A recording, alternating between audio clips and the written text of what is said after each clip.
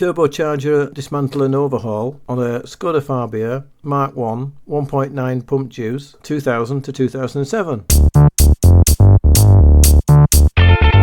Here's the turbocharger attached to the exhaust manifold where it gets its power from on the turbine side, and then there's a compressor side here which people recognise as the turbo end, and the exhaust is the turbine. The two sides are joined together by a shaft which is oiled centrally, and as the exhaust spins on the turbine side, the air gets compressed on the compressor side. It comes in here, spins round and comes out here and back into your engine via the intercooler and intake, all controlled by a vacuum module which is just a canister with a diaphragm inside it and a rod which is called an actuator arm. I say controlled because this is a variable vane type of turbo which controls the amount of boost depending on engine speed and works mechanically with some internal vanes that rotate or turn, adjusting the amount of boost. And because there's carbon involved in all this, it's probably all clogged up. It's certainly jammed the actuator. So the first thing I'm going to do is take the actuator arm off and vessel.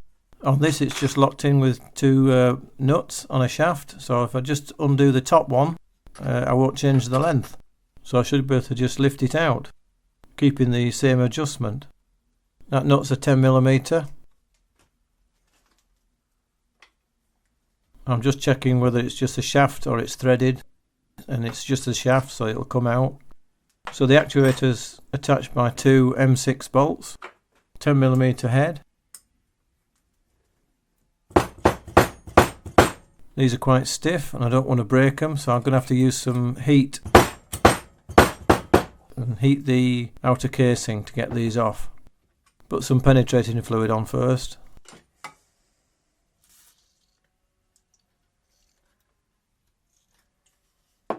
Let that soak in. These have been on the vehicle a long time and are quite seized in together.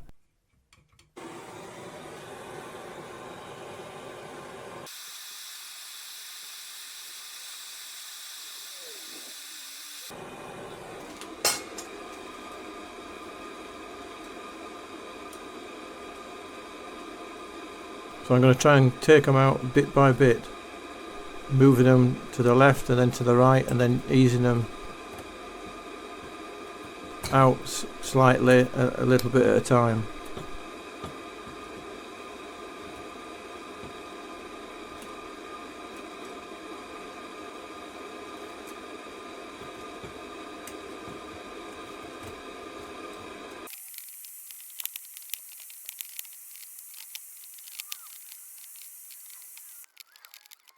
That's that one out.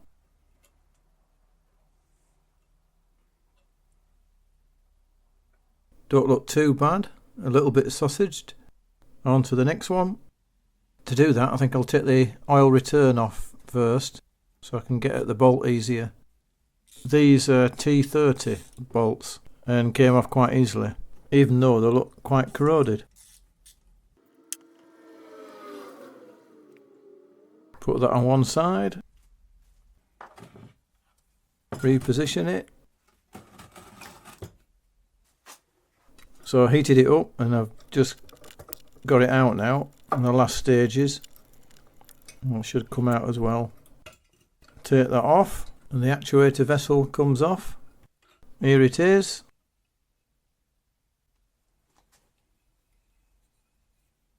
And if you push on one end you should feel the resistance. There's a nice resistance there. I don't think there's any problem with that at all. That feels really good and smooth. I could test it with a vacuum pump. I might do that later, but I don't think that's my problem. Take the remaining bolts out after heating around the casing, of course.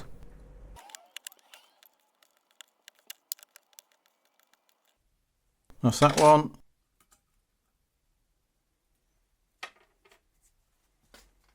Now the last one. Now you want to tap around the casing to try and release it.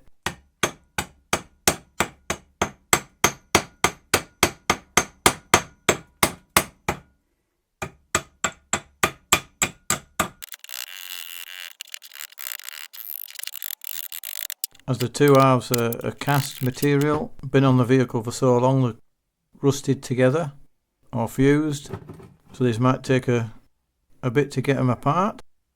So I give it quite a lot of whacking all around and spraying with plenty of penetrating fluid, and it still doesn't come off.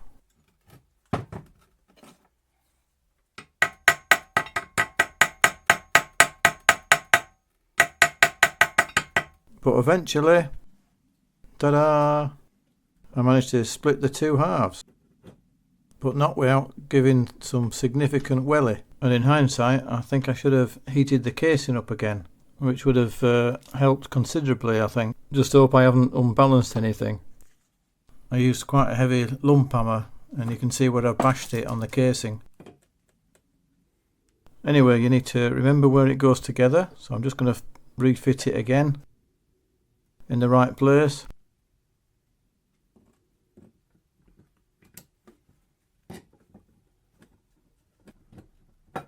Just move this actuator lever so it'll go in the ring properly.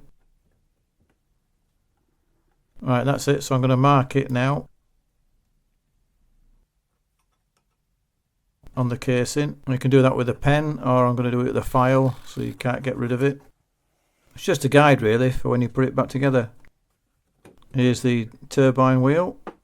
You can see it's caked up with carbon, so I'll have to clean all that off.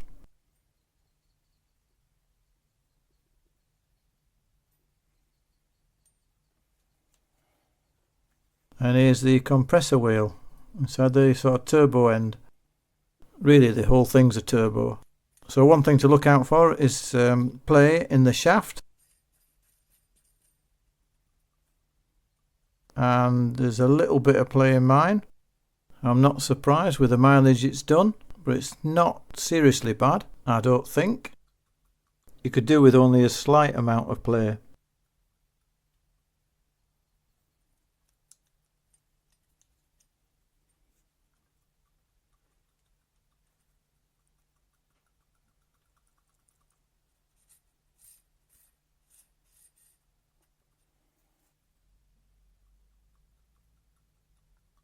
Here's what the actuator arm moves on the inside. That's all it does. And that fits into this part, which as you can see is caked up with carbon.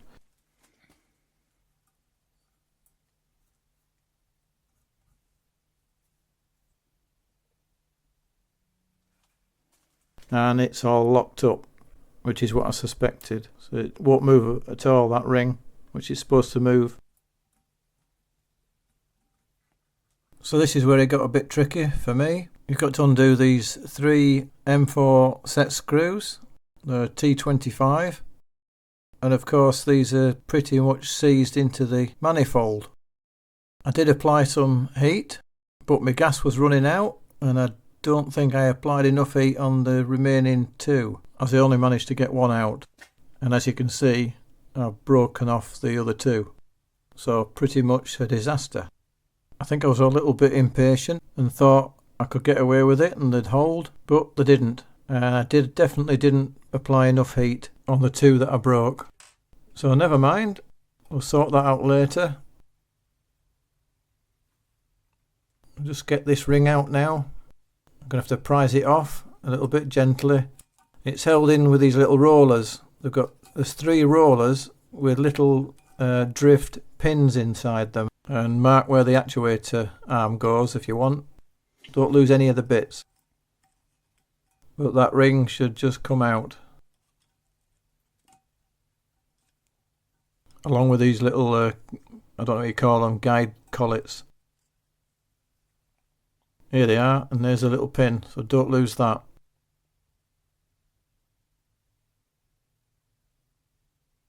So I'm going to have to clean all this up now.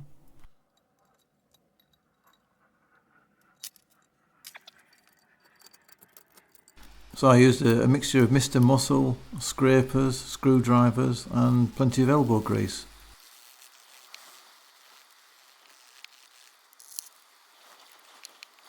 Once I cleaned the compressor wheel, then I moved on to the mechanism on the turbo vanes, trying to get that out. by banging around the circumference to see if I could loosen it, which I couldn't.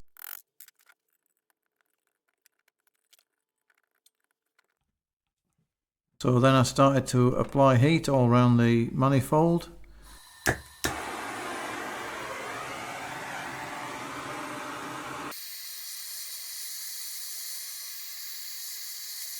Quite a lot of heat. I've got some new gas by then.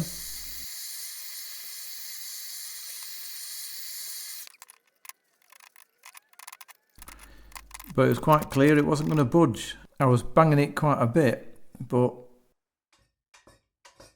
actually at the time I didn't realise, and hindsight's a brilliant thing, I didn't actually think about knocking out the mechanism through the shaft hole from inside. If I did, I think it would have come out quite easily, supported it on the bench and knocked it out with a drift. But I didn't do that, probably because I was panicking a little bit to get the car ready for the next day to travel down to Spain. So I was under pressure. So, knowing that I couldn't get the mechanism out at all, it had seized in, I didn't actually have to remove the remaining retaining screws, as there was next to no chance of it coming loose. And even if it did, it'd only come loose slightly against the actuating lever on the compressor plate, and unlikely to do any serious damage. In my opinion, of course. Not that I'd ordinarily recommend this to anyone, and if you find yours to be the same, it's probably worth drilling and screwing and retapping the screws and fitting a new mechanism. But I thought if I could just clean the mechanism up to work and it was functioning fine in situ, then I could just rebuild it as it was, because the mechanism wasn't going anywhere. So that's what I did. You can see the little levers that move the turbo vanes further down here that adjust the air pressure on the turbine vanes. These obviously need to be free to move. So if I could clean it up and make it work, then I could just reassemble it. So back again with the Mr. Muscle and various cleaning sprays that I had. Penetrating fluid, brake cleaner. I kept fiddling with the actuating levers that move the vanes inside.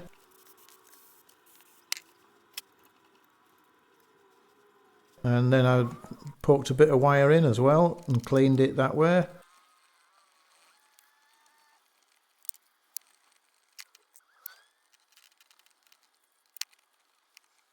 I did retap the single screw hole that I had remaining.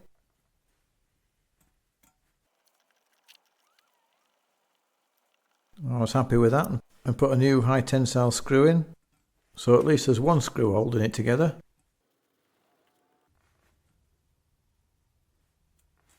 Refit the outer ring.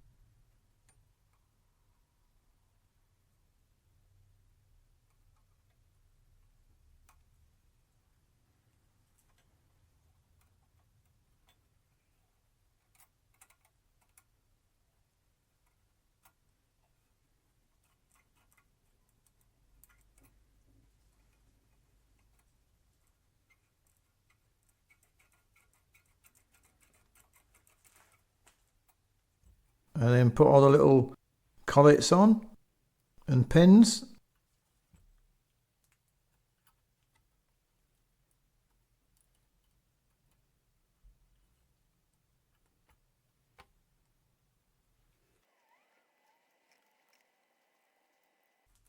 And made sure it worked, which it did. It was nice and free to move.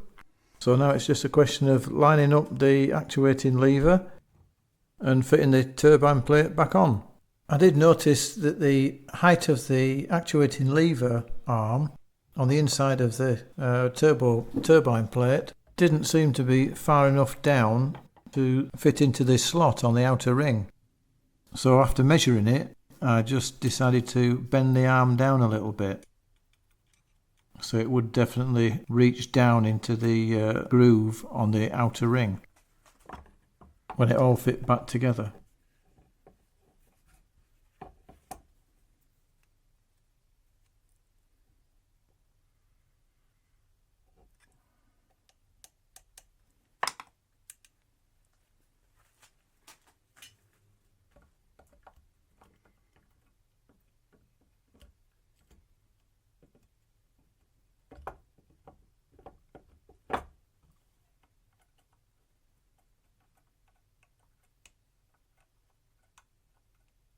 So once I was happy with it, fitting it dry, I decided to re-tap all the thread holes that held the plate back on and source some new bolts.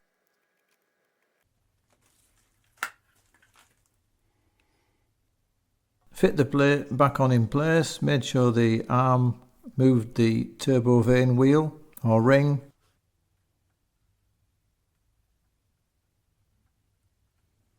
Hammered around the plate perimeter to make sure it fits snugly, and then refit the bolts, which included the actuating arm vessel and lever and rod.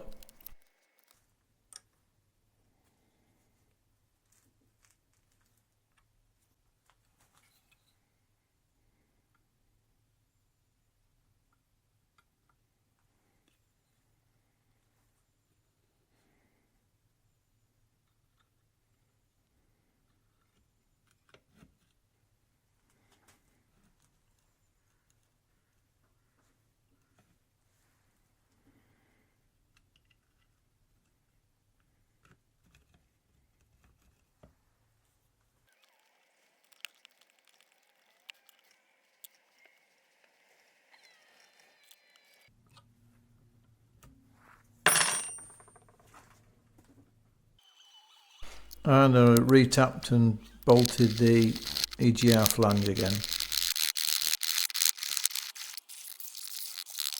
All done, ready to put back on the car now.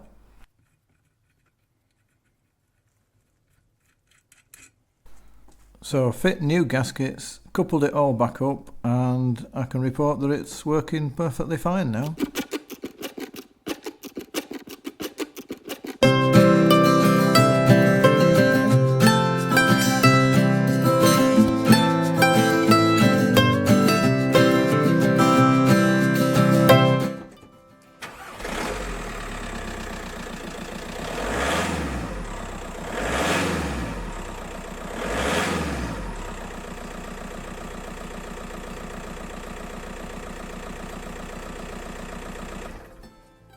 So I hope this helped you out, guys. Like, share and subscribe. And as always, thank you for watching.